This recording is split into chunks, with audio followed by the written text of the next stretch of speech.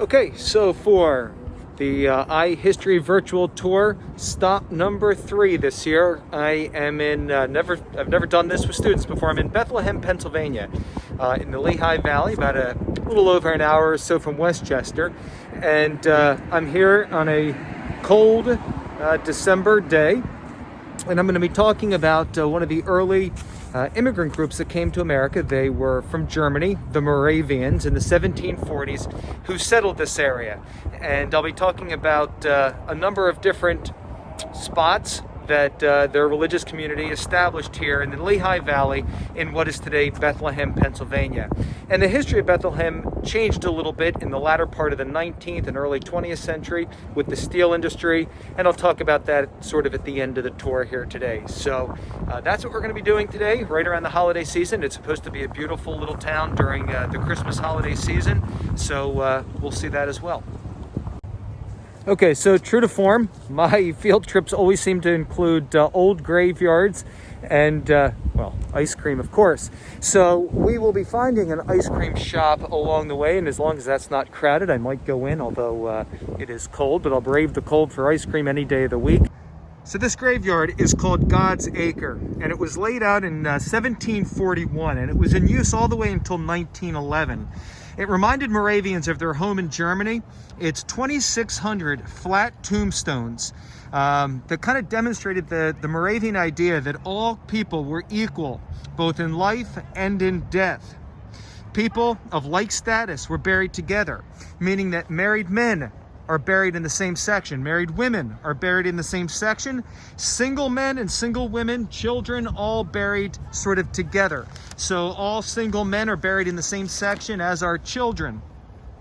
There is one row that I'll try to find here of strangers, and the strangers were non-Moravians, and they're buried together, of course, as well.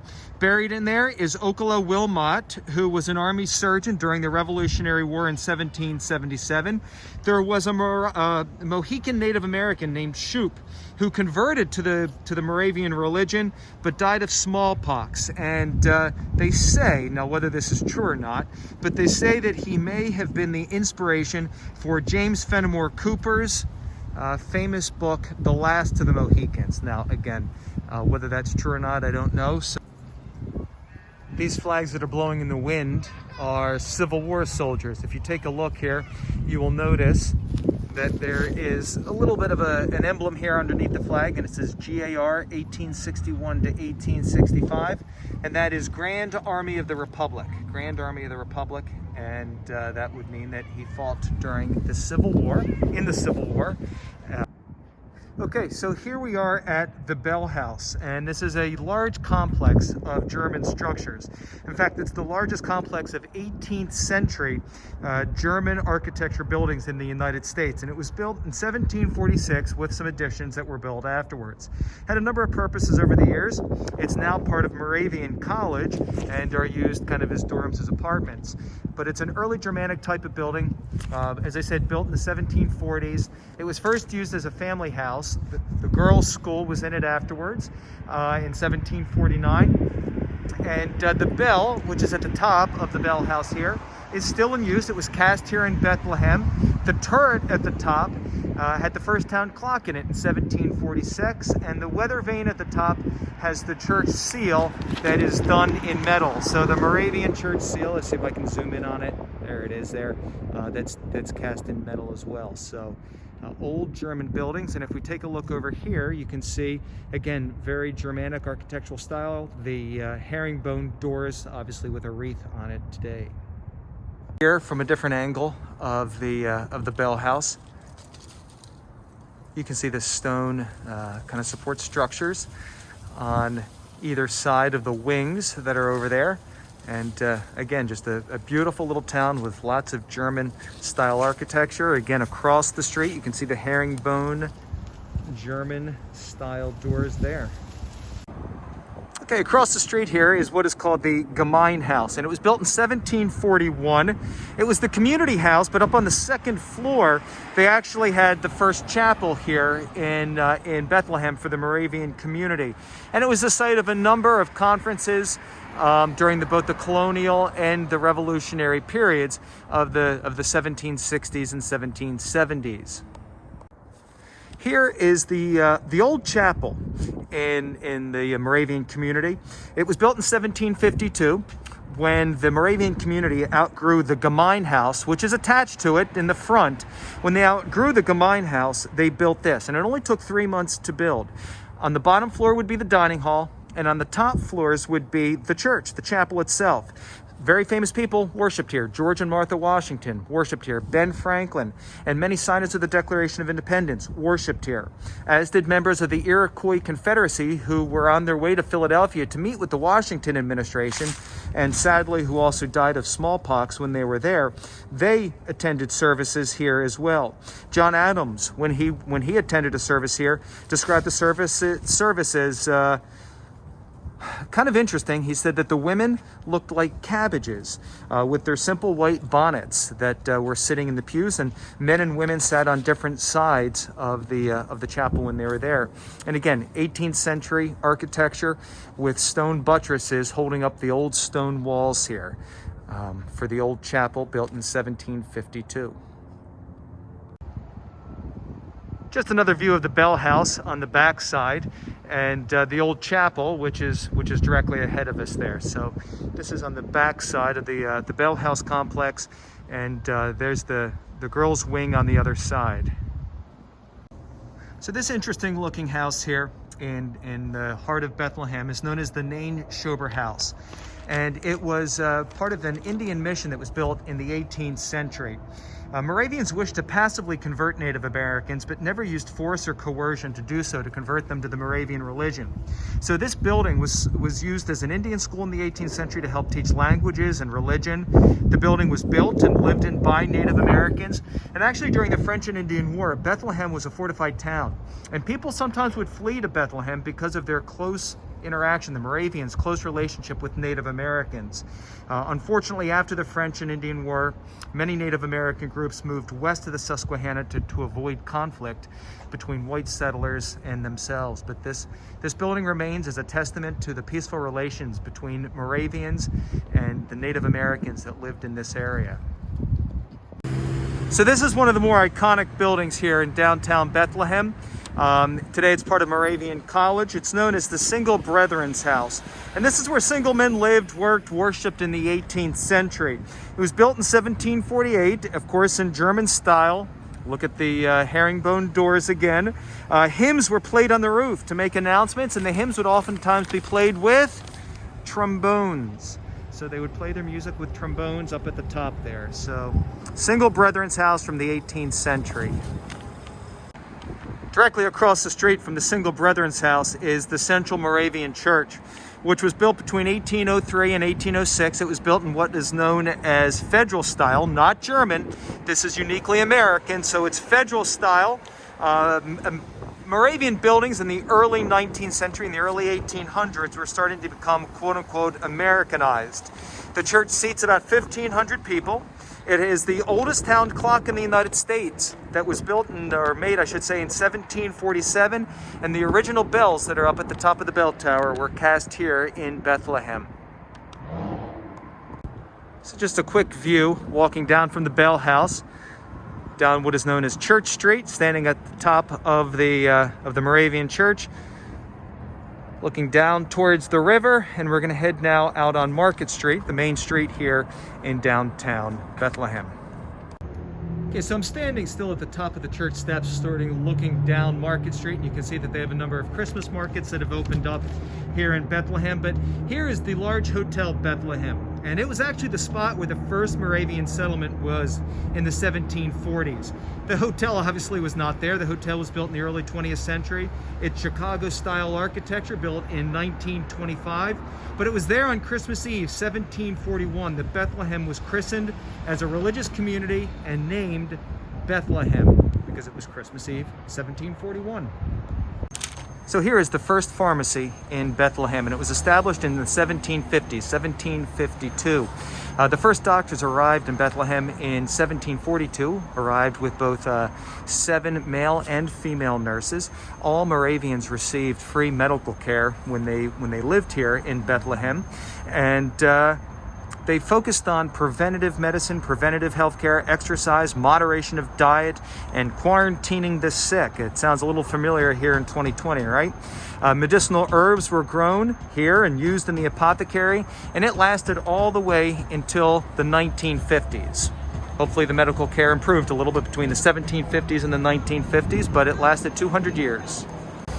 Here is the Moravian bookshop. All Moravians were educated and literate. That was one of the goals of the religious community. By 1755, this Moravian bookshop had over 5,000 books, and they say it is the oldest continuously operated bookstore in the United States, dating back to 1745, although it's changed a lot. Mission accomplished. So here I am in the Colonial Industrial Quarter in downtown Bethlehem. Up at the top is Main Street. That's the back of Hotel Bethlehem. And where I am is in the old industrial quarter, which was the first industrial center in the United States. John Adams, who visited here, remarked on how impressed he was at the industrial center. They made for themselves here.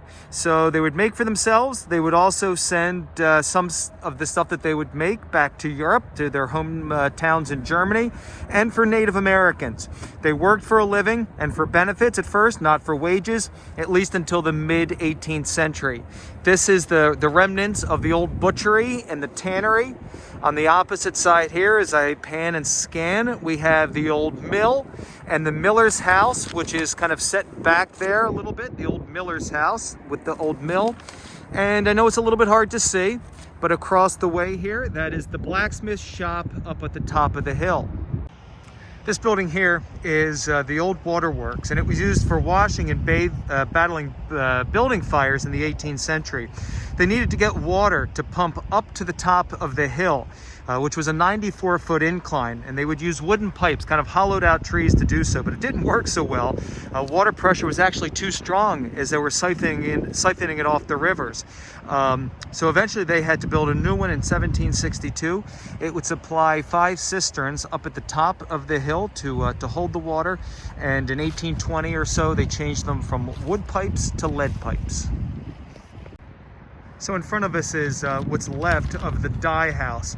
And the dye house, these ruins anyway, were used to dye wool and thread from the 18th century. And then I'm going to rotate around here, again looking at the tannery and the butchery. There is an old bridge here, an 18th century bridge. And the bridge was actually built in the 1760s. It was part of the Ohio Road. And if you take a look at it, I know it's a little bit hard to see, but if you take a look at it, there are stones that are actually built into the sides along the base of the bridge itself. And they were there on purpose. The purpose of those would keep wagon wheels from hitting the sides of the bridge and actually damaging the bridge. And on the other side, although it's not there anymore, there was an old Native American, it was called the Indian Hotel, to provide accommodations for travelers. So at this point, I'm going to sign off from the old section of Bethlehem, the industrial quarter, and then up top, the Moravian settlement from the 1740s. And I'm going to head across the river to the opposite side of Bethlehem, and that's where the more early 20th century steel furnaces were. So I'll give you a little bit of a tour of that very quickly as well. So here I am at Bethlehem Steel, which is on the opposite side of the river in Bethlehem. Bethlehem Steel once covered about 1,800 acres at its heyday, and it was the arsenal of democracy during World War I. And during World War II, they were able to build more than 1 ship per day. They made structural steel for many of the skyscrapers in New York City, a lot of the steel bridges around the United States, including the Golden Gate Bridge in San Francisco. But sadly, cheap steel from overseas and a changing economy kind of was the demise of Bethlehem Steel, and the furnaces last fired here in 1995. But unlike a lot of steel cities that have crumbling decay of their old steel mills, Bethlehem has sort of embraced it. The factory remains in a state of decay. If it wasn't COVID times, there's actually, and you can kind of see here, stairs that go up and walk along the perimeter of the old steel mill, and it gives you kind of like a I don't know, like a tour that you can do as you walk along. Unfortunately, that's closed nowadays, here in 2020, of course. But what they've done is they've used it as kind of a ghost of the past. They've repurposed it, made it into an urban campus and a recreation and entertainment center. So if you look across here, well, here you can see that there's a stage, like a music stage, and then across the way is the old, or I shouldn't say old, the Art Quest Center, and the glass windows reflect, I'll see if I can get a better picture of that, reflect the steel mills. So it's purposely kept the way that it is, and it is now an outdoor urban complex, concert center, something that is really kind of cool, the way that they've used it as part of the landscape here. And then on the opposite side, nowadays, right now in December, there is a Christmas village, a Christmas market. I'm not going to go in. Two reasons. First, it costs money and I'm frugal. Second is I don't want to be near crowds. So we're just going to keep it out and about and walking far away from people. Okay, so here's what I was talking about with the reflection of the steel mills behind me, with the ArtQuest building reflecting them. And as I zoom in a little bit, you can see the perfect reflection of the steel mills in the glass panes here of the ArtQuest Center. Really kind of cool. So here we are close to the main gate, and it was the main gate during World War II where a number of women would pass through as they worked making steel for the war effort, for the war effort during World War II. And then down there you've got the Bessemer rolling rail process. And Henry Bessemer, we'll talk about him a little bit later this year. Henry Bessemer was an Englishman who came up with a way of converting pig iron, into steel, which was a very expensive process that he simplified. And it obviously took root here in America and here in Bethlehem, Pennsylvania. So the Bessemer process we'll talk about when we talk about the second industrial revolution. These blast furnaces were massive. They were intricate structures where iron ore, coke, limestone all combined to make steel. 3,000 degrees Fahrenheit to make usable iron into steel. Slag would be used, that's the byproduct, would be used to help make roads, and then the molten iron would be caught in a crucible and used to refine iron products like steel. And then a little bit farther back behind me, and I'm not going to be able to walk that far. Part of the road is closed off here because of the Christmas village. But there was a building called the High House. And the High House is where during World War II, they would actually make battleship guns. They would dip the guns in oil that was 1,200 degrees in a way to temper the guns to be able to sustain the incredible heat and pressure of firing shells during World War II. But they couldn't do it in a horizontal way. The 1,200 degrees would actually melt the steel a little bit, and then the guns would have a little bit of a wave to it. Obviously, that's not good for guns in World War II, battleship guns. So what they did is they would dip them vertically down and in. So it was really a tall structure. That's why it's called the High House, presumably. And then they would be able to pull them back up in this 1,200 degree oil, which again is kind of cool. But unfortunately today we're not going to get to the High House because some of the roads are closed here for the Christmas village. So I am going to sign off at this point. This is going to be field trip number 3 that I wanted to do around the holiday season. Bethlehem, Pennsylvania. I hope you guys enjoyed some of the history here, whether it was the 18th century, early American history, whether it was the industrial history here in Bethlehem, Pennsylvania in the Lehigh Valley, or whether it was the steel part of it and these amazing buildings or structures that are behind me. Either way, thank you for traveling with me, and we'll do probably Lancaster next. That'll be the next one that we put out. See you guys.